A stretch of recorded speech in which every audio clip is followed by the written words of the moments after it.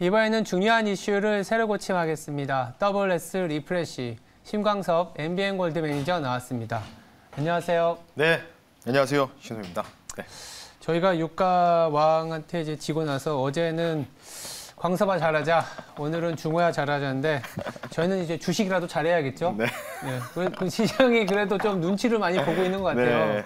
포인트 한번 짚어주세요. 맞습니다. 어제 또 미국이 또 올랐어요. 네. 또 어제 테슬라 호재가 나오면서 네, 테슬라가 좀 맞아요. 끌어왔었고 네. 테슬라 올라가니까 뭐 리비안, 루시드 같은 이제 전기차에서 성장주로 보이는 종목들이 강세를 2~3% 나타냈고요. 네. 어제 전반적으로는 대부분 올랐던 부분들이 바로 이제 오늘 밤에 있을 우크라이나 러시아의 5차 회담이 이제 터키에서 열리는데 네. 뭐 이거 이후에도 또 뭐 중국과 러시아 외무장관 회담도 잡혀 있고 이틀 뒤에는 뭐 중요한 또 이 지정학적 이벤트들이 좀 남아 있습니다. 어제 사실은 좀 올라가게 된 계기는 뭐 여러 가지 요인도 있었고 하지만 미국에서의 그 부양 관련된 부분이죠. 근데 조금 아쉬운 게 BBB 법안이라고 여러분 많이 아시겠지만 계속해서 연기되고 있는데 거기에 대한 주요 법안들이 좀 제외돼서 예산안이 편성돼가지고 그것 때문에 조금 발목을 잡긴 했었습니다. 좀 더 치고 갈 수 있었는데 미국이 그런 부분이 있다고 좀 보시면 좋을 것 같고 그래서 사실 오늘 우리나라 증시 그러면 뭐 코스닥 같은 경우는 뭐 코스닥은 좋죠.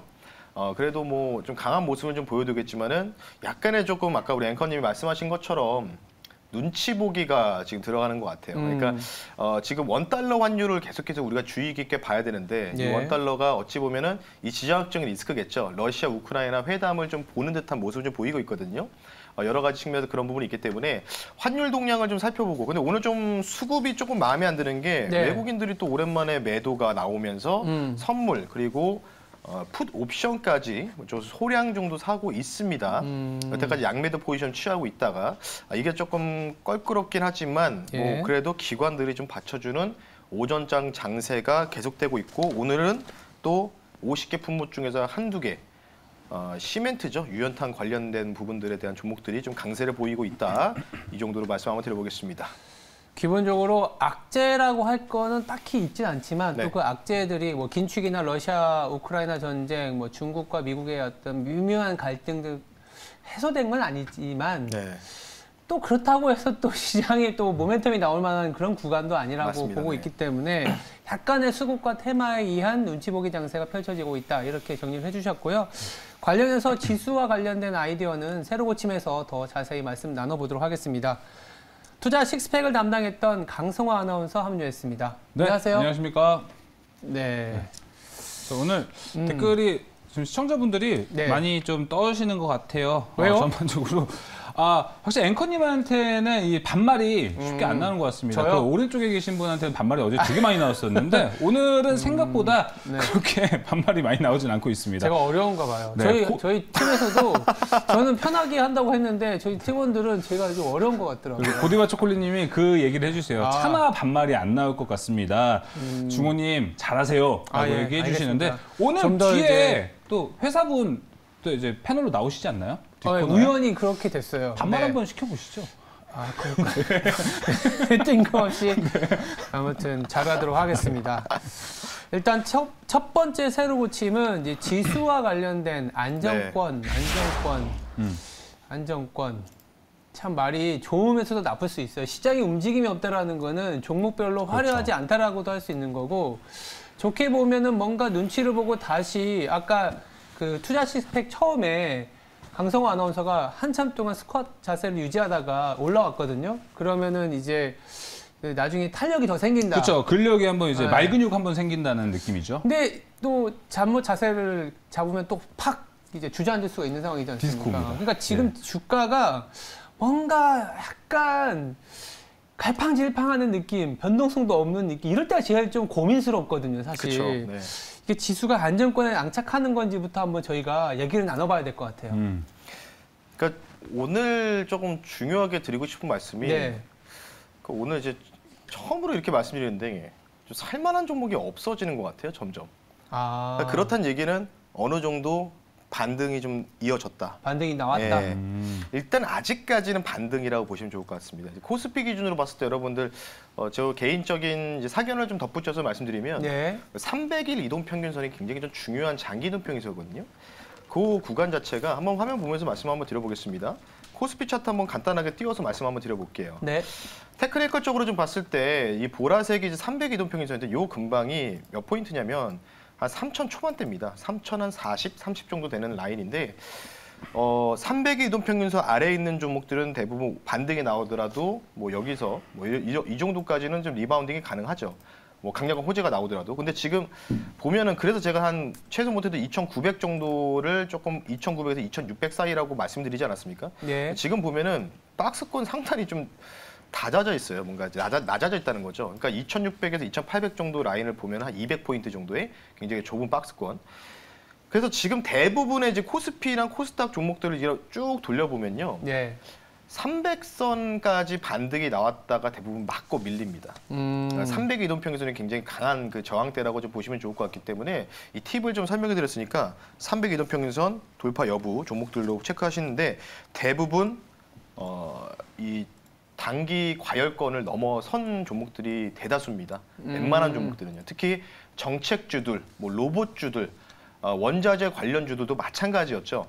대부분 이제 중소형 건설사 관련된 주택 공급 관련된 부분 이번 주 인수위 일정이 있으니까 뭐 신혼종합개발이라든지 뭐 한신공영 이 중소형 건설사들을 한번 쭉 보면은 아직도 과열권에서 머물러 있는 모습이 좀 보이고 있다는 거죠. 그런 얘기는 뭐냐면 횡보를 하고 있어서 어찌 보면 그 라인이 지지를 받는 건 좋지만 중요한 거는 뭔가 대내외적인 뭔가 악재 이벤트가 순간적으로 크러쉬가 발생을 했을 때는 속절없이 좀 조정이 좀 나올 수 있는 가능성이 있다. 그러니까 지금 전반적으로 그런 또 종목들이 많아서 그러니까 가장 중요한 거는 여러 가지 뭐 수급도 고려하고 다른 거 그랬지만 여러분들이 이제 각자의 그런 뭔가 나는 이런 차트를 굉장히 좋아하고 이런 매매 스타일을 선호하는 분들이 지금 많으시지 않겠습니까? 근데 제가 판단했을 때는 살만한 종목들이 좀처럼 보이진 않더라고요. 어느 정도 다 올라갔었고 그런 부분이 있기 때문에 거의 한 달 정도 된 것 같습니다. 3월 2일 날 이전에 2,600을 한번 깨는 듯한 모습을 보여준 다음에 지금 뭐 계속 왔다 갔다 하면서 결국은 지금 2,700 중반 끝에까지 좀 반등이 나왔거든요. 그런 부분을 봤을 때 어느 정도 지수 자체가 피로감에 좀 쌓여있는 듯한 모습이 좀 보이고 있기 때문에 여기서 뭔가 오늘 밤에 있을 러시아 우크라이나의 협상이 좀 조기적으로 좋은 모습을 보여주면은 여기서 뭔가 이제 2,800을 돌파할 수 있는 모멘텀은 주어지겠죠. 당연히 좋게 평화적으로 해결되면은 당연히 원자재 가격들이 다시 한번 하방 압력을 받을 수 있기 때문에. 하지만 지금 유가가 조금 어제 급락이 좀 나오지 않았습니까? 이 급락에 대한 요인들이 일단은 중국 영향이 좀 크다. 중국의 그런 셧다운 관련된 부분이겠죠. 경제도시 상하이 봉쇄 때문에 이번 주까지입니다. 이 상하이 봉쇄가. 그래서 그 관련된 부분들로 인해서 잠시 일시적인 하락이 나왔지 아직은 유가가 여기서 확실하게 꺾인다라고는 볼 수 없기 때문에 오늘 밤에 있을 이벤트 우크라이나 러시아가 굉장히 중요한 척도가 되지 않을까 이렇게 좀 말씀 한번 드리면서 마무리하겠습니다. 일단 그 300일선이라는 거를 단순히 평균화 시켰을 때는 우리가 한 1년 3개월 정도 되는 주가의 평균이잖아요. 네, 어떻게 맞습니다. 보면 2021년, 그러니까 2020년에 화려한 장을 보고 2021년 초반에 들어왔던 자금들, 그리고 작년 하반기부터 손실이 나기 시작했는데 최근에 좀 본전까지 온 종목들이 꽤 많다라는 거죠. 네. 예, 그러면 이제 매물이 나올 수 있다라는 거죠. 그렇죠. 예, 여기서 추가적인 모멘텀이 나오지 않는다면은 300일 이평선까지 회복한 시장 때에 따라서는 그 정도까지 온 종목들은 단기적으로는 여러 악재들을 앞서서 좀 매도 압력이 나올 수도 네. 있는 그런 시기이다 보니까 앞으로가 중요한 것 같아요. 그러다 보니까 월말 월초이니까 이제 주요 경제 지표 우리나라 같은 경우 수출도 있고 맞습니다. 네. 주요 이벤트도 굉장히 많은 것 같아요. 이거 좀 하나하나 챙겨놓고 시장을 바라봐야 되지 않겠나 싶어요. 네, 일단은 뭐 지난번 파월 연준 의장의 인터뷰서부터 좀 힌트가 좀 나왔었죠. 뭐 50pp 관련된 부분들 여러 가지가 있는데 네, 이번 주에도 또 많죠. 뭐 강매파라고 불려야 될까요? 네. 그러니까 매파적인 발언들을 50pp 지지하는 분들의 네. 그 일정들이 오늘 밤에 또 있어요. 오늘 밤에 윌리엄스 뉴욕 연은 총재, 보스턴 애틀란타 연은 총재 이 두 분이 좀 최근에 강력하게 매파 부분이 있고 또 목요일날 또 뉴욕 연은 총재 윌리엄스 이분 또 있습니다. 그러니까 계속 그 이벤트성으로 봤을 때 계속해서 이 연준 위원들의 이 매파적인 발언들 제가 뭐라고 말씀드렸냐면 50pp를 단행할 가능성이 상당히 높고 뭐 지난번 시티은행 보고서도 나오지 않았습니까? 달마다 50pp. 그에 대한 원인 자체가 이제 올해 있을 11월 중간 선거 때문에 미국인들의 뭔가 민심을 좀 잡기 위해서 물가를 안정시켜야 되기 때문에 지금은 어쩔 수 없이 긴축을 좀 빠르고 강하게 단행할 수밖에 없는 요인이 지금 주요하다라고 좀 보시면 좋을 것 같고요. 예. 그래서 아마 제가 이제 말씀드리는 부분들이 뭐 여기서 미국 증시라든지 우리나라 증시 자체가 너무 조금 이제 미국은 좀 많이 올랐어요. 제가 생각했던 것보다 좀 오바가 좀 나왔거든요. 오늘부터 해가지고 너무 많이 올랐기 때문에 저 같은 경우 이제 미국 주식까지 같이 좀 이제 겸사겸사해서 운용을 하고 있지만 고객들 대상으로 저는 어제부터 현금을 정말 많이 확보해 놨거든요. 미국 쪽을. 그래서 조금 뭔가 지수 자체가 조정이 나올 때 뭔가 바이더딥 전략으로 가려고 좀 진행하고 있는데 그런 부분 봤을 때 뭔가 오늘 또 마침 이 미국의 그 끝파동 단기 과열로 들어서는 과정에서의 러시아 우크라이나 이벤트 그리고 연방의 총재들의 매파적인 성향의 발언들 이 두 가지가 뭔가 복잡하게 뭔가 얽혀 있지만은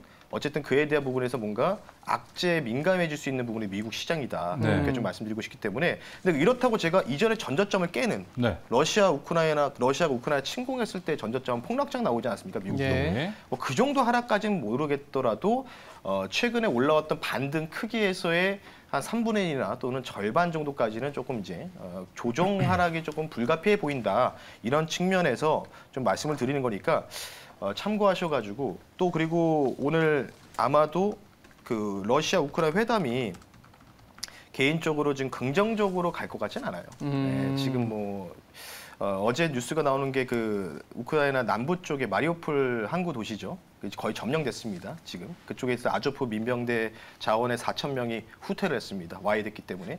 그래서 지금 협상의 우위를 러시아가 점했기 때문에 러시아가 조금 말도 안 되는 요구를 좀 할 수도 있습니다. 그래서 좀 협상에 좀 차질이 빚을 가능성도 있다는 부분들 참고하셔가지고 어느 정도 이벤트가 조금 금융 쪽과 진영적 이벤트가 두 가지가 동시에 오늘 발생하는 날이기 때문에 오늘 같은 경우에는 조금씩이라도 현금을 좀 확보하는 게 좋다. 예. 이렇게 좀 말씀 한번 드려보겠습니다. 알겠습니다. 네, 그런 이벤트도 있고 미국 얘기가 나와서 미국 좀 국채 금리가 장단기가 좀 역전 현상이 나오고 있다고 제가 네. 소식을 봤는데 네. 이에 관해서는 영향 여파가 어떻게 될지도 상당히 궁금합니다. 두 분 뷰도 궁금해요. 그래서 아까 이제 매파 연준 의원이 발표를 한다, 네. 연설이 있다라는 거는 네. 이제 5월 달에 50bp의 금리 인상이 그렇죠. 있을 것이다. 그랬을 때 최근에 조금 어려운 얘기지만 장단기 금리차가 역전한다 이런 얘기 나오잖아요. 네. 그랬을 때 왜 경기 침체가 오냐 이런 얘기들이 있거든요. 간단히 설명드리면 은행 대출을 기준으로 말씀드리면 은행은 단기로 자금을 빌려서 장기로 어떻게 대출을 해줍니다. 네. 그래서 단기보다 장기 금리가 높아야 마진이 생길 수 있는 거예요. 근데 이 마진이 줄어들다가 역전이 되면 은행이 빌린 돈보다 빌려준 돈의 마진이 역마진이 생기는 거죠. 예, 맞아요. 그래서 장단기 금리차 역전이 되게 되면 은행이 역마진이 될 수 있고 역마진이 되다 보면 대출을 회수하겠죠. 네. 대출을 회수하다 보면 돈이 필요한 기업들이 도산할 수도 있는 거죠. 그러다 보니까 경기 침체까지 가는 거 아니냐 이런 우려를 하는 거예요. 근데 지금 당장은 은행의 유동성이라든지 그리고 장단기 금리차 역전되고 나서 주식이 바로 빠지지는 않습니다. 이게 하이힐드 스프레드 정크 본드라 그래서 네. 아주 자금이 필요한 기업들의 이 자금 컨디션 조건을 봐야 되는데 지금은 상당히 낮은 수준이기 때문에 오히려 지금 장단기 금리차가 역전되는 거에 대한 우려보다는 조금 하나 더 말씀드리면 침체는 없다. 다만 금리가 올라갈 때 이머징이 좋은 금리 상승과 선진국이 좋은 금리 상승이 있어요. 이머징이 좋은 금리 상승은 단기 금리가 아니라 장기 금리가 올라가야 되는 거고요. 단기 금리가 안 올라가고. 그래야 이머징이 좋은 거고 지금처럼 단기 금리가 올라가는 거는 연준이 긴축을 하겠다는 거기 때문에 이머징한테는 안 좋은 거예요. 그래서 장기 금리가 하락하고 그래서 선진국가 성장주가 좋은 거죠. 그래서 지금부터는 계속 왜 금리가 올라가는데 나스닥, 성장주, 코인, 밈 이런 게 왜 좋아? 성장주 베팅이 타이밍이기 때문이다라는 그러니까요. 생각도 들고요. 중소형주가 계속 좋은 장이 연출이 되는 거다라는 얘기를 드린 거기 때문에 저 같은 경우에는 장단기 금리차 역전이 시장에서 경기 침체 왔냐 이런 얘기들은 지금은 좀 잊으셔도 될 것 같다. 그 안에서 종목을 찾는 아이디어로 가는 게 더 바람직하지 않겠냐 이렇게 좀 말씀을 드려보겠습니다. 네. 그럼 성장주에 관해서 이젠 조금 긍정적으로 볼 수 있는 시점이라고 볼 수 있을까요? 저는 그렇게 봐요. 성장주 중에서도 좀 많이 빠진 기업들 있잖아요. 그런 기업들 그래서 이제 나중에 섹터 컨디션에서도 조금 더 자세히 얘기하겠지만 제약바이오 같은 것도 눈에 들어오기도 하고 아니면 플랫폼 기업들이 그동안 규제 때문에 상당히 많은 하락을 보였지 않습니까? 그런 기업들도 눈에 보이고 그래서 쫄 필요는 없는데 종목은 잘 발굴해야 된다. 그래서 매니저님 시각도 뭐 좀 들어보고 새로 고침을 마무리해도 될 것 같아요. 저도 이제 성장주는 이제 좋게 보는 부분에서 충분 조건이 이제 현금 유보율이겠죠.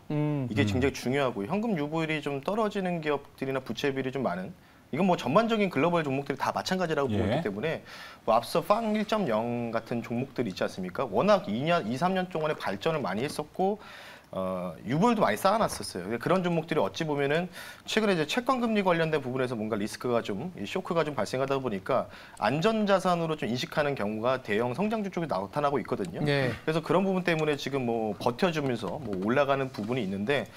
뭐 중요한 부분들은 어쨌든 이러한 러시아 우크라이나 이슈가 장기화되는 부분들의 우려감 그리고 러시아가 협상을 결렬시키고 동부 지역뿐만 아니라 서부 지역까지 진격하는 모습들 이런 부분들이 좀 나오게 되면은 당연히 뭔가 장기화되는 부분 때문에 아무리 뭔가 현금이 뛰어난 성장주도 주가 상승이 여기서 전고점을 넘어가기는 좀 제한적이지 않을까 좀 이런 생각이 좀 들고 있기 때문에 뭐 확실하게 뭐 이렇다 저렇다고 말씀드릴 수는 없지만은 지금 자체는 변동성 장세라는 거 확실하거든요. 하기 때문에 뭔가 이 현금성 유보율이라든지 이런 자산이 뛰어난 이 성장주 중에서 뭔가 주가가 하락 나오면서 툭 밀린다.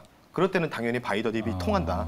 하지만 여기에서 뭔가 추가적으로 치고 나가기에는 전체적인 리스크가 완화되는 분위기가 나와야지만 좀 가능하지 않을까 이렇게 좀 말씀드리면서 마무리하겠습니다. 알겠습니다. 네. 그럼 두 번째 새로 고침으로 바로 넘어가 보겠습니다. 결국엔 테마가 성취하고 있는 상황이잖아요. 네. 그리고 에너지와 관련된 얘기는 이게 뭐 에너지 뭐 저희가 한 7번째, 8번째 되는 것 같은데 네. 원전과 태양광 관련된 얘기를 안 할 수가 없는 게 최근에 굉장히 많은 얘기들이 나오거든요. 뭐 테슬라의 머스크도 원전 폐쇄는 미친 짓이다. 이런 그렇죠. 뭐 얘기까지 한 거 보면은 사실 이제 에너지 효율성을 갖고 가고 화석 에너지의 의존도를 낮추기 위해서 신재생 에너지, 태양광 풍력을 가는 것도 바람직하지만 그 사이에 인플레이션이나 에너지 비용이 너무 앙등을 하기 때문에 원전 이슈가 계속 끼일 수밖에 없는 것 같아요. 계속 가져가야 되는 이슈겠죠? 결국 이제 테슬라의 머스크 CEO도 아는 거죠. 결국은 뭐 배터리를 만들 때 결국 필요한 게 전기, 에너지다 보니까 이제 의존도가 그쪽이지 않습니까? 그런 상황에서 뭐 중국도 마찬가지로 전기료 인상 관련된 부분들 주 정부 그 지방 정부마다 좀 이렇게 진행이 됐었고. 맞아요. 그러니까 뭐 중국에서도 테슬라 공장 많지 않습니까? 그러니까 당연히 좀 어느 정도 이 마진에 대한 부분들의 부담이 있겠죠. 그러니까 이제 원전 관련된 부분들에 대한 코멘트가 나왔다라고 배경을 먼저 설명해 드리겠고요. 네.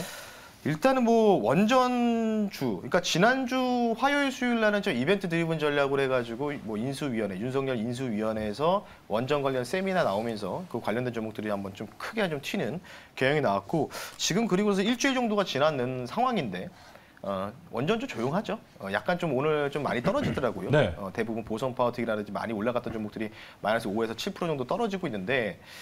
또 저 같은 경우 오히려 이런 하락이 좀 나오면 이제 분할 매수 접근하는 게 좀 바람직하다 이렇게 좀 보시면 좋을 것 같고 이전에 지난주에 저희가 이런 말씀드렸습니다. 철강주 좋다고 생각해서 뭔가 정배열로 튀는 모습 나온다 생각하고 잡았다가 훅 같이 또 밀리는 그러니까 여러 가지가 있기 때문에 지금 뭔가 이제 스텝을 조금 잘 밟으면서 뭔가 이게 스텝이 잘못 꼬이면은 순간적으로 좀 물릴 수 있거든요. 그래서 개인적으로 봤을 때는 그런 부분 좀 보시면 좋을 것 같고 어제 저녁에 일본 그 경제상에서 소형 원자로 SMR 관련돼서 그 개발 착수 소식이 나왔습니다. 일본에서. 그런 부분이 있기 때문에 일본도 이제 원전 강국이지 않습니까? 관련된 부분들. 그래서 안전한 뭔가 이제 SMR이 지금 안전한 뜻이지 않습니까? 안전한 원자로이기 때문에 소형 원자로이기 때문에 그 관련된 개발 착수 소식이 나왔기 때문에 당연히 새로운 정부 윤석열 그 인수위원회에서는 관련된 SMR 개발 관련된 또 코멘트가 저는 개인적으로 나오지 않을까 싶기 때문에 관련된 부분에서 SMR까지 좀 더해서 보면은 일본이 하니까 우리나라도 해야겠다는 그런 뭔가 압박감념들 이런 부분이 있기 때문에 심리적으로 봤을 때는 원전주는 아직 안 끝났다. 포트폴리오 계속 뭔가 눌리면은 잡고 올라가면 때리고 나오는 전략 계속해서 유효하기 때문에 5월 초까지는 계속 원전 관련주 트레이딩은 유효하다라고 좀 말씀 한번 드려보겠습니다. 국내에서는 그런 건데 저는 궁금한 건 이 멘트들도 다 미국에서 나온 거니까 머스크가 한 말도. 그럼 또 미국에서의 원전 종목들 잘 튀어 올라가지 않을까요? 신광섭 매니저님 어떻게 생각보다 보세요? 못 갔어요. 원전주인가요? 그럼 우라늄 ETF 같은 거 생각보다 담기 좋은 거 아니에요 지금이? 근데 이제 그 왜 안 갈까에 대해서 그 미국 우리나라 ETF가 왜 안 갈까에 대해서 조금 알아봤는데 네. 공매도 비율이 좀 많이 늘어났더라고요. 이 상황이 단계 많이 올라서 예, 단계적으로 좀 그런 부분이 있고 최근에 치고 가는 모습들이 좀 잘 안 보이더라고요. 네. 그래서 그런 부분이 있기 때문에 조금 수급적인 영향도 있는데 미국도 마찬가지 원전이 있지만 뭐 원전에 대한 의존도도 중요하지만 미국은 엄청난 양의 셰일가스가 풍부하게 매장돼 있습니다. 전 세계 산유량 1등이니까 네. 굳이 원전을 안 하겠어요. 그리고 뭐 이제 양쪽으로 보면은 그 양면이 이제 바다지 않습니까? 네. 그러니까 풍력 단지 관련된 부분도 여러 가지가 있기 때문에 지금 이제 바이든 정부는 이 탄소 중립 관련된 부분에 선두를 쓰고 싶은 마음이 크거든요. 네. 그리고 나서 지난번 폴란드라든지 이런 거 방문했을 때도 어찌 보면은 화해를 하러 중재를 하러 가는 듯한 모습을 보였지만 결국 어떻게 됐죠? 셰일가스를 어찌 보면은 판매하듯이 그렇죠. 이런 협상을 했기 때문에 그에 대한 부분들이 나토 협상이 6월 말에 그 마드리드로 그 연기가 됐거든요. 네.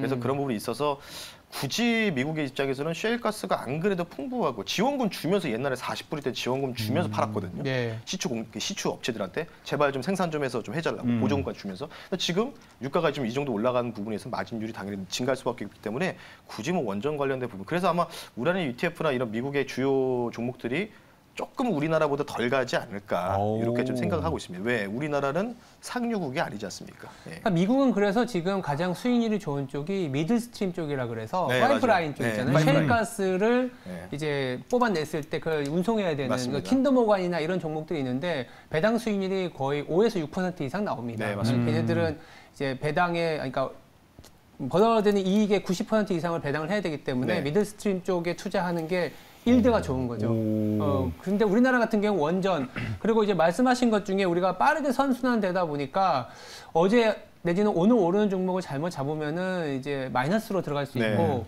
이 원전처럼 추세라든지 에너지 자립도라는 추세 그리고 재료가 있는 테마는 오히려 이렇게 빠질 때 담아보자라는 투자 전략을 갖고 가셨잖아요.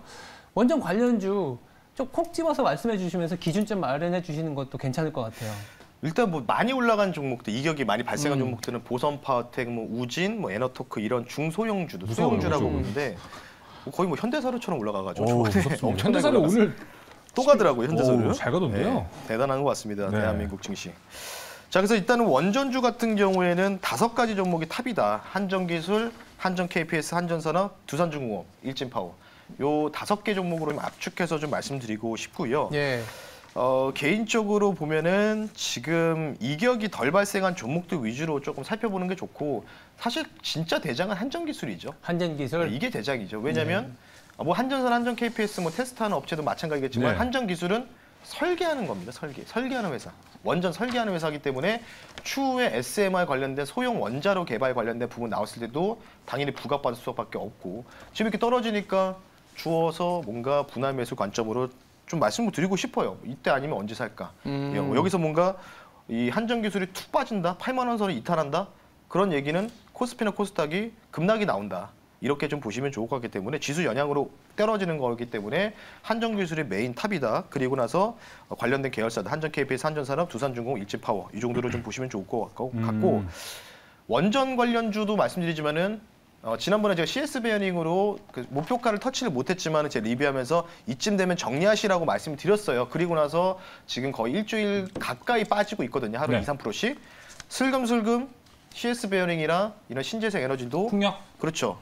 뭔가 이제 사람들의 관심에서 벗어나고 있지 않습니까? 그러니까 이런 쪽으로 좀 천천히 좀 매수해야 되죠. 오늘 같은 날에 조금씩 밀리니까. 제가 이거는 17,000원대에서 분명히 말씀을 드리고 나서 이게 2만 원 근처까지 가지 않았습니까? 20% 가까이 나왔다가 더 가다가 제가 못 가길래 이 정도에서 정리하고 다시 좀 보자라고 말씀드렸잖아요.